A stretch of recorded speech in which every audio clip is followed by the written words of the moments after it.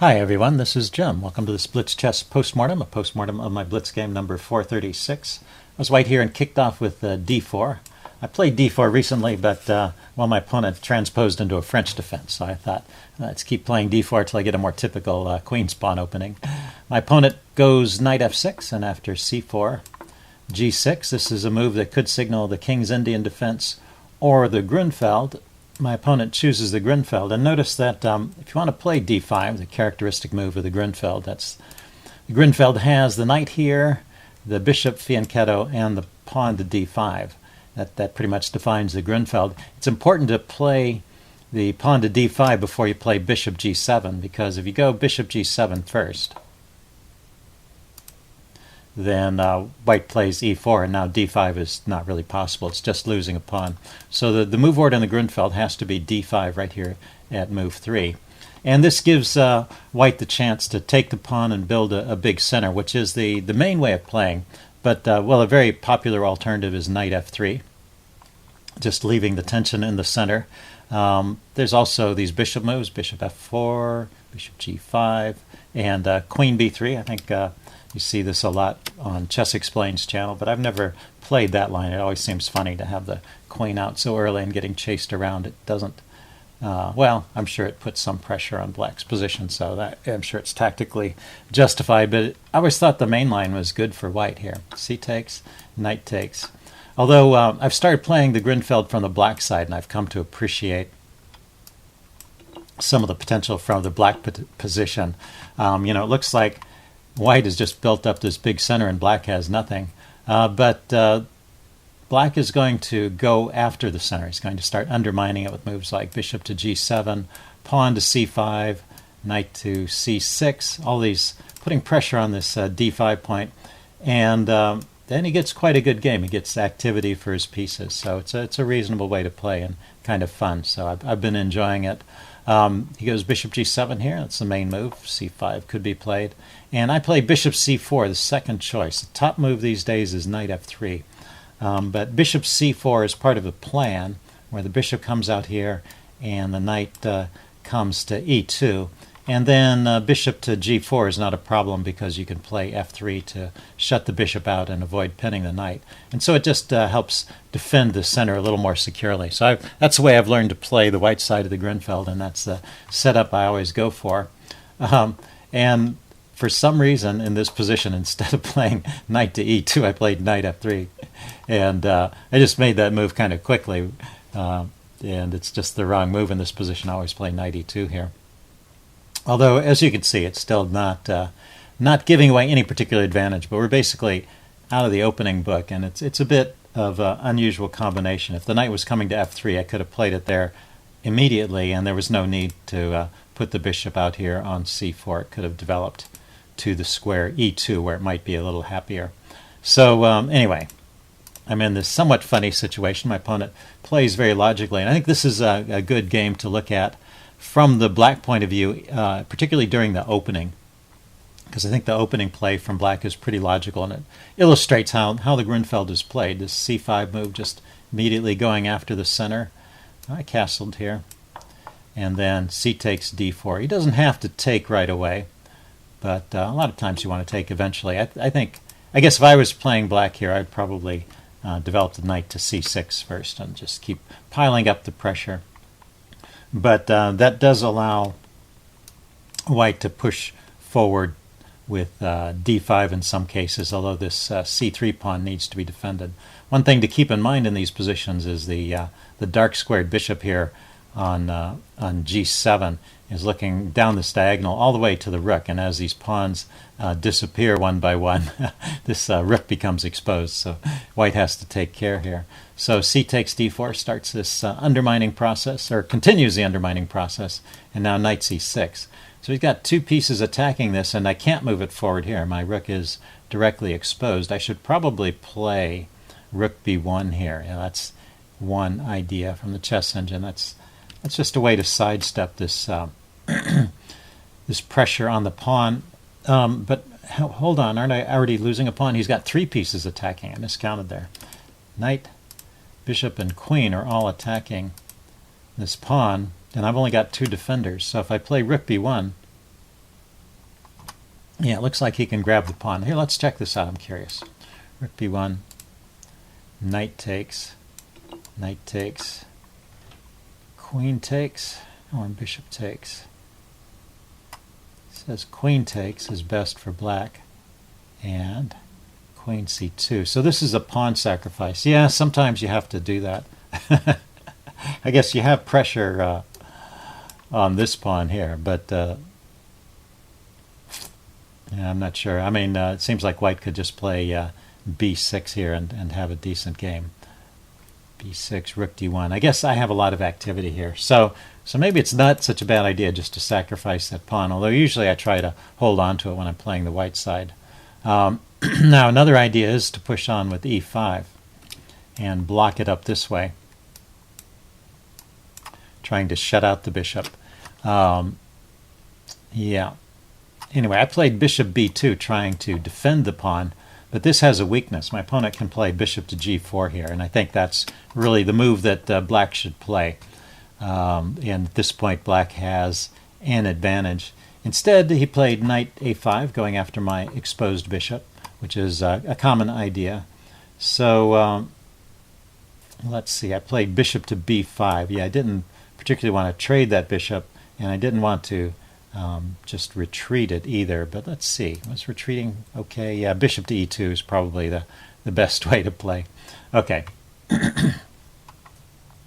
One thing that this knight move has done is it's relieved the pressure from the d pawn for a minute, so now it's adequately defended. So the bishop e2 retreat would have been fine. Bishop b5, I guess, is a problem. Oh, because of queen b6 hitting my bishop. Let's check this out. Queen b6. I drop my bishop. Aha! I'm sorry. Queen b6 is a skewer. I was thinking I would just retreat my bishop, but I have another loose piece here on b2. So, okay. So that's why my bishop really needed to retreat to e2 in this position. After knight a5, I really should have played bishop back to e2 and just gotten out of trouble that way and held on, and I'd be okay. Okay, bishop b5 is a mistake, but he kicks it with a6. Lets me off the hook here, chases my bishop around a bit, and knight to c4 going after my loose pieces. So yeah, once again, this is showing the activity that black gets on the Grunfeld. He's got a really strong bishop here on this diagonal. He's got an active knight, and he's got open lines for his light squared bishop now as well, and this is queen. So looking pretty good from black's point of view. I'll play bishop to c3. So let's see where he starts to get in trouble. He pushes on with a5. Maybe that's not the idea. Yeah, once again, bishop g4. Just get those pieces out and start causing trouble. Okay, a4. Well, this had some idea of trying to harass my bishop, but it's a little bit of a slow plan. I bring my queen up to d3 so that there's no problem with the pin on the knight. Well, this allows him to push on with b4. I was a bit surprised he didn't play this here. Pawn to b4. And it's saying bishop takes b4. So what's the problem if I retreat the bishop? Then he's got knight to a3. I didn't think this was fatal. I kind of saw that idea of knight to a3. Say the bishop goes to b3. What's the follow-up? Bishop to a6. Oh, that's nice. Okay, so yeah, you got to watch out for these tactics. And of course, the Grunfeld player should always be on the alert for tactics as well. That's when you have more of your pieces out and active, then that's when the tactics tend to appear on the board. So a good opening for the tactically inclined player. Okay, he went bishop a6 immediately. So this sets up the skewer that we were talking about in the other line, but maybe it's not the most effective way to get there. Because it's kind of a warning here. I can see it. I can see that skewer coming. And I have enough time to play d5, and this turns out to be an equalizing move for me. So after the exchange, my bishop is off this diagonal, and there's no problem with the skewer here.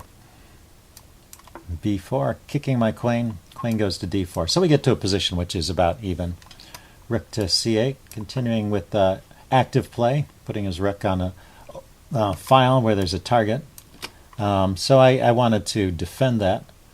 Yeah, rook f to c1. Also get away from the threat of the bishop. So yeah, turns out rook f c1 was the right move there. Okay, found one. Now knight to a3, hitting the bishop. And my bishop can go to a4. I put it on b3 here. Yeah, maybe a4 was better. Bishop a4, bishop b5. On b3 it can be harassed a little bit, but I thought this might be a useful diagonal. I mean, it is indirectly looking at his king, and I plan to make use of my center at some point by pushing these pawns forward. So that's my plan here. Okay, knight to b5 was played. Trying to reroute his knight somewhere. My queen goes to e3. Wasn't quite sure where the queen was best. And now knight to c3, dropping this knight into a good outpost. But I can live with it there for a while. But it is immediately threatening this move a4 here to chase my bishop off this good square. Let's see, queen h6 is the book recommendation here. I mean, not the book, the computer recommendation, or rook e1. Okay, I tried knight d4. I figured if he chases my bishop away, I'm just going to have to live with it. But I do have a retreat square here. I'm keeping the c2 square open so that the bishop can retreat along this diagonal if it needs to. Okay, played queen to b6, and I go rook to e1. I realize there's this threat of this knight fork, and I had to deal with that somehow. Yeah, that was the other problem in this position when I played knight d4, is there is this fork threat supported by the bishop. So you gotta keep your eyes open for things like that. So knight d4 temporarily defends, but I don't want the knight to be stuck there forever defending. So I bring the rook back to just guard the e2 square. So he prepares to double. My opponent prepares to double on the c file. And I make a little lift for my king. Yeah, it looks like black still has quite an advantage through this part here. So his active play is paying off. Somehow I managed to wriggle out of this. So let's see where he goes wrong. Was this the problem? So he's got a good knight here. So retreating the knight to b5 is not the best idea. Bishop to b7. That's not a move I would have thought of. He's rerouting his bishop. Maybe he's going to follow up with e6 and try and undermine my center. Go back to the theme of undermining the center, or pushing on with a4.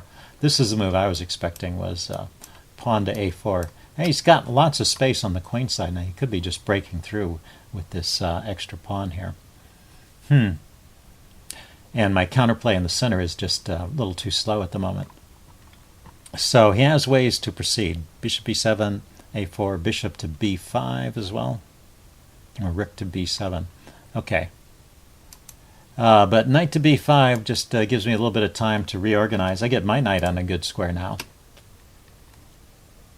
And he plays the queen trade, so it's about even through here.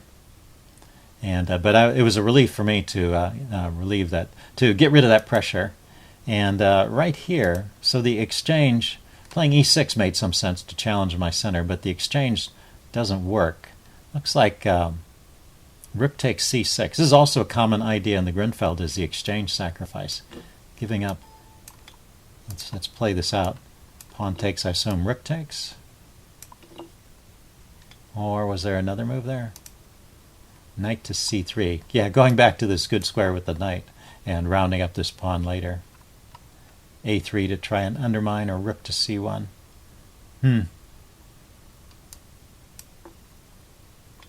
Rook takes c6. So he's down the exchange, but he's got a pawn for it, and he's got these passers, a potential pass pawn on the queen side. So maybe that's enough compensation for the exchange.